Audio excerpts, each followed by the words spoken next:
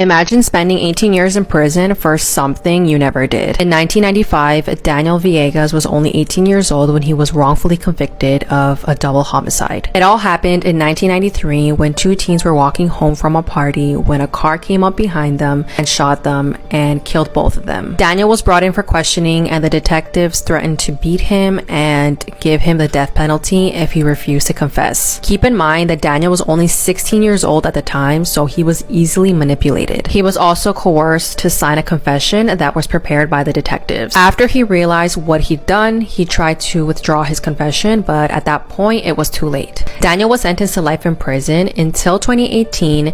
This is the moment his case was acquitted and he became a free man at the age of 38. If the defendant will please stand. This is the moment that Villegas will find out if he'll go home with his family or be sent back to prison to serve his life sentence. The state of Texas versus Daniel Villegas.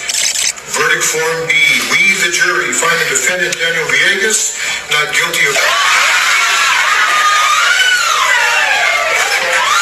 How far would you really go just to be with your boyfriend or girlfriend? In 2009, 47-year-old Joanne Whit reported to police that her 14-year-old daughter, Tyler, was in a relationship with a 19-year-old named Stephen Culver. But before anything could be done, Joanne's body was found laying on her bed in her home with 20 stab wounds. Investigators later learned that Stephen had been living in Joanne's house after Tyler asked her mother if he could rent a room in their house, and she convinced her mom that they were just friends. But not long after, when Joanne realized that there was more going on between her underage daughter and Stephen, she reported it to police, hoping to keep Stephen away from her daughter. Unfortunately, things took a turn, and on June 11th, 2009, Joanne was found deceased in her home after she kicked Stephen out. Police could not find both teens, so they had a feeling that they had something to do with Joanne's murder. But a few days later, they were eventually found 115 miles away behind a shopping mall. Investigators believe that Tyler let Stephen in the house in the middle of the night and watched as he murdered her mother. Tyler was sentenced to life in prison with the possibility of parole in 15 years, so that means that next year she can possibly get out. And Stephen was sentenced to life without the possibility of parole. Blood-curdling facts that you wish you never knew, part 21. This photo shows 8-month-old Zhao Bao, who was lucky to be alive because his mother stabbed him 90 times after he bit her while she was breastfeeding him. The world's scariest haunted house, McKay Manor, requires you to sign a 40-page waiver and undergo a physical and mental evaluation. If you manage to make it through the house, you could win $20,000. But to this day, no one has ever made it through. The little girl who voiced Ducky in The Land Before Time was shot to death by her father, who then committed suicide. Roman Emperor Nero had a boy castrated, dressed him up as a bride, and married him, all because the boy looked similar to his previous dead wife. A 46-year-old man found and attacked a 13-year-old boy because the kid was killing him too many times in a game of Call of Duty. It's just a cigarette and it cannot be that bad.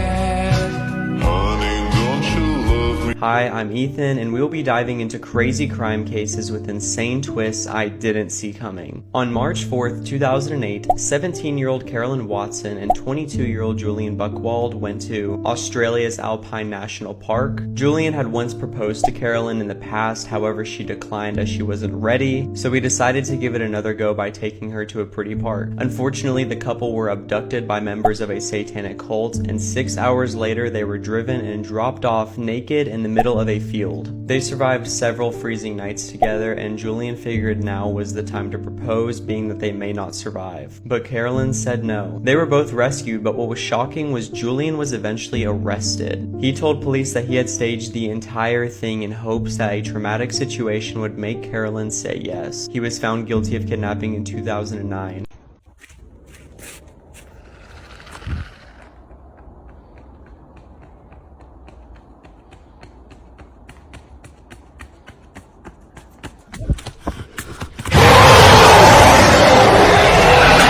The reason I killed him was because he was a child molester.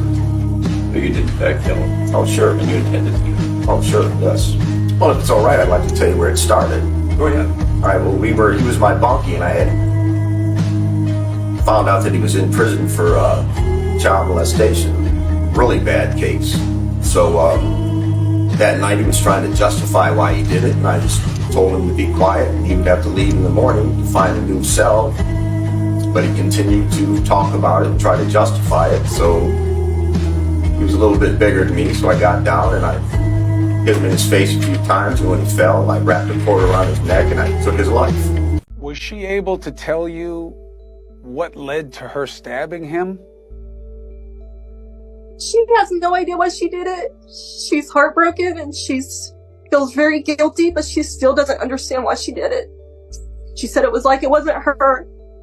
And the team of specialists working with her, they believe her after working with her for the last 6 months every day. And I believe her too, because I know my child and I know that wasn't her. With her brother, what was the relationship like before this happened in January? They were close. They've always been close. It's always been just us three until 3 years ago. They did yoga together almost every night. They went on vacations together and trips together. They always sat next to each other. They were very close. She loved him and he loved her. Mary Kay Letourneau and Vili Falau's daughter is expecting her first child, making him a grandfather at 40. Here's a little refresher on who they are. Mary Kay Letourneau was a teacher who taught Vili Falau in 2nd and 6th grade, and while teaching a 12-year-old Vili, she began sexually abusing him. It wasn't just once. These two had a full-fledged relationship before he was even a teenager, but they got caught and then became major tabloid fodder. Mary Kay took a plea deal for 2nd-degree child rape and basically just got a slap on the wrist. And she was pregnant during trial. Between conviction and sentencing, Mary Kay gave birth to her first child with Vili. Mind you, she had 4 kids at home with her husband and he was 14. She only got 6 months in jail and was out in 3, but when she got out, she was obviously banned from any contact with him. She ignored that, got caught with him again, got pregnant while she was on probation. The judge revoked her plea deal, sent her to prison where she gave birth to their 2nd child. She was finally released from prison in 2004, and somehow Vili convinced the courts to revoke the no contact order between them. He was an adult at this point. They resumed their relationship and got married. Ultimately, Falau and Letourneau divorced, but they remained close up until the very end. She died from cancer with him by her side in 2020.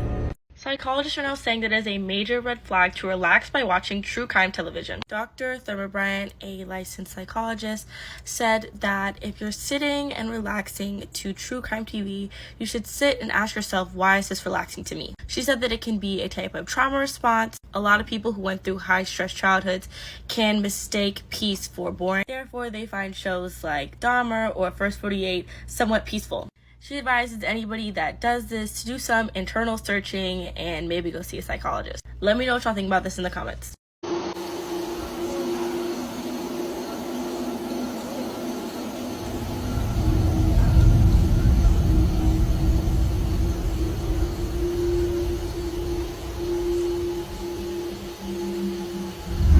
Is the cold case murder of an Arizona hiker finally solved? It was the 13th of June 1987. Early that morning, 23-year-old Kathy Spacito decided to go hiking. She lived in Arizona and decided to do the Thumb Butte Trail. However, during her hike, tragedy struck. Fellow hikers heard a blood-curdling scream. Running to try and help the woman, they found her body covered in blood and she was deceased. Sadly, there were very few leads in the case and the trail went cold. However, police believe they've found the likely culprit. Brian Bennett was 16 at the time of Kathy's murder. In April 1990, Brian was accused of SAing a woman on the same trail that Kathy died on. Strangely, it was the same time of day too. She'd been camping at the time with her boyfriend. The very same year, Brian is believed to have locked a girl in a room and SA'd her during a party. His crime spree didn't end there and he ended up attacking another victim in 1993. Brian SA'd the woman and he then threatened to kill her because she'd seen his face and he thought she would be able to identify him. 1 year later, Brian actually moved to Kentucky and died by unaliving himself. Although he's now deceased, police have revealed that Brian was likely Kathy's killer. DNA technology helped to identify him as the perpetrator, and police believe that he hit the young woman with a wrench and a rock on the fateful day. It's believed that he then shot her and stabbed her in the head in the brutal attack. Police wanted to be sure that they had got the right man, so they actually exhumed Brian's body. His DNA matched the wrench at the crime scene. Because of the fact that investigators did also find unidentified DNA on the weapon, they haven't officially closed the case. But with the advances in DNA technology, it's only a matter of time. The fact that this was literally how big the hatch opening was to the oil wells that Chris Watts put his daughters in is absolutely insane to me. Insane. Like, what can go into someone's brain to do something like that, first of all? And then you see how small this is. Do you see how small that is? Like, that guy's hand or that person's hand is how big the hole is. That's why they said when he put them in there, their skin had abrasions from being pushed inside of the little opening. And their hair got stuck. Their hair got stuck. It's just so beyond heartbreaking. So beyond heartbreaking. And then the fact that they had to open up the oil well like this, drain it. It was an hours-long recovery process. Each oil well, they had to do this as well. They had to take the opening, open it up, have technicians drain it before they could even recover the remains.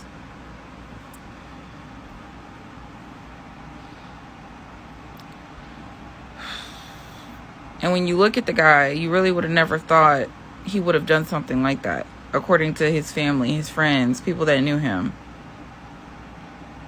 You just really never know, man. It really scares me how humans are. But yeah, these photos just heartbreaking. If I told you your mother was in the courtroom here today, would that be the truth? No, so. That would not be the truth. Why is that? Because she's not in the courtroom? No, so. Okay. So your mother is not in this courtroom? No, so. Okay. And you're telling me that that is the truth, that your mother is not in the courtroom? Yes, so. Okay. Where is your mother? Jail. She's in jail. That woman sitting right there between them,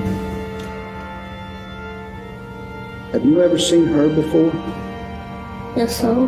Who is that? My mother. Now you recognize your mother? Yes, so. Hey, James. Hey, James. Yes, so. Give me your hand. All right. Here. Here. Today was the formal sentencing of Shanteri Weams, which I know is a case a lot of you have been waiting for. But first, let's go over a summary of what happened. Shanteri was an owner of a daycare in Owings Mills, Maryland. She's married to a man named James Weams, who is a retired police officer and ex-Marine. At the time of this incident, he was working at her daycare as a bus driver, and he also did security on the side. In the beginning of July of 2022, a parent said that James essayed her child, so she called the police, and it caused the daycare to shut down while the investigation was ongoing. And not too long after that, another parent came forward and told Shanteri that James essayed her child as well. So she drove to a hotel in DC where James was doing a security job at to confront him. Shanteri said that once they were in the room and she was confronting him, he started to walk towards her in a threatening manner, so she shot him in the neck, and then once he was on the ground, she shot him again in the leg, shattering his femur. Before Shanteri was arrested, she wrote in a journal that was recovered at the scene that said that she didn't intend on killing James. Instead, she wanted to paralyze him so that way he couldn't hurt another child again. In total, James received over 30 charges against children, including rape, essay, and assault, and his trial begins on May 22nd. Now for Shanteri, she was arrested and charged with aggravated assault while armed, carrying a firearm without a license, possession of a firearm during a crime of violence, and resisting arrest. She was offered a plea deal and accepted it in November, where she pled guilty to the aggravated assault as well as carrying the firearm without a license. Following that, the prosecutor recommended a 2-year jail sentence followed by 3 years of probation. However, that's not the sentence that Shanteri received. The judge called that recommendation too lenient and said that she acted with deliberate cruelty and inflicted life-altering injuries to James. So he sentenced her to 4 years in jail followed by 2 years of supervision. He gave her 48 months for the assault charge and 20 months for the firearms charge, but did say that they would be ran concurrently. When this sentence was read out, friends, family, and supporters that were in the courtroom were outraged. After her sentencing, Shanteri gave an emotional statement saying, quote, "I was supposed to protect those children. My husband was supposed to help me protect those kids. I bear so much guilt because the person I chose to love and trust turned out to be the one the kids needed protecting from." Shanteri's lawyer said that they're looking into the possibility of appeals, and he also said that Shanteri was expecting to get released today, which is what I know a lot of us were hoping for.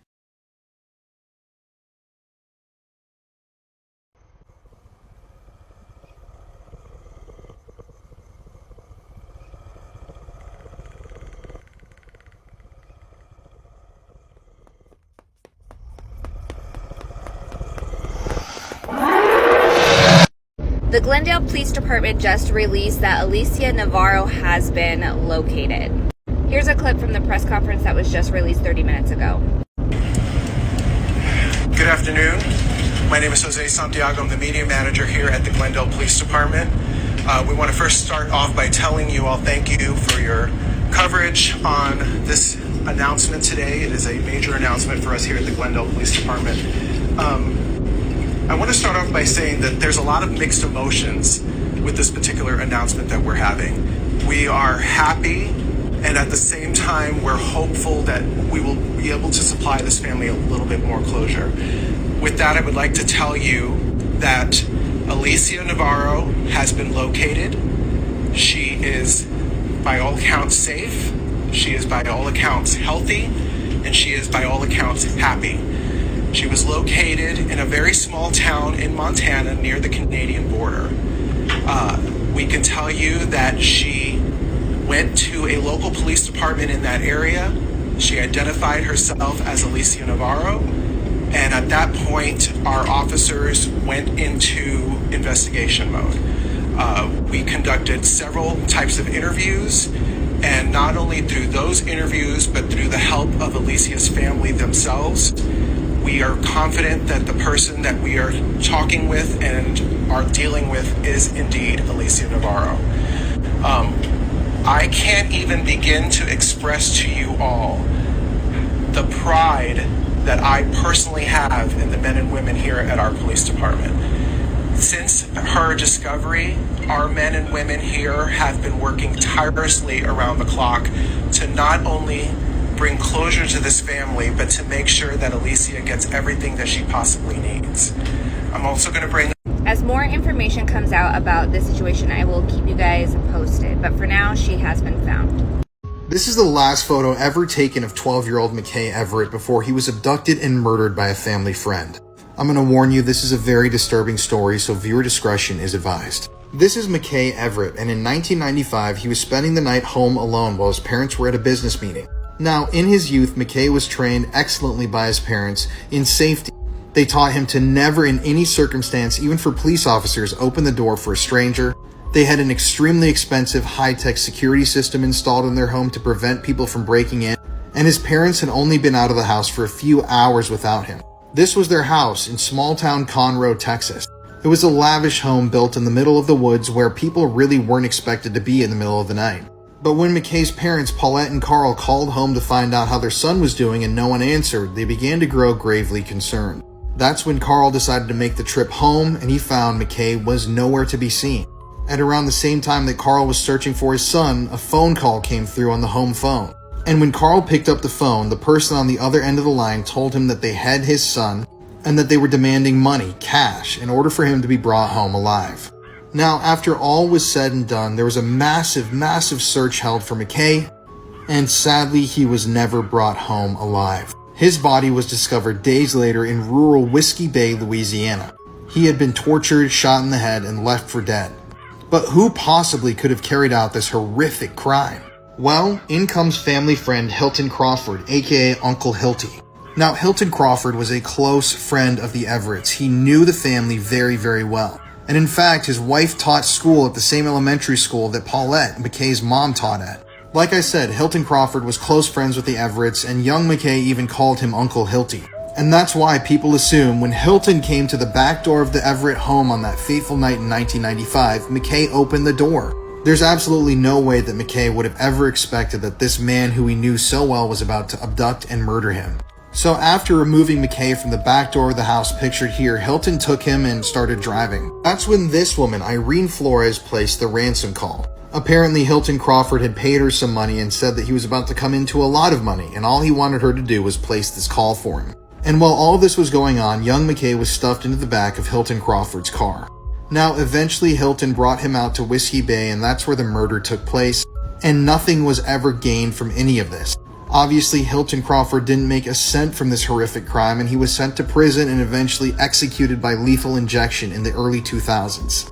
But there really is so much more to this story, so many things that happened along the way, things that don't make sense, possible people that were involved that were never held accountable for their actions. It's just crazy.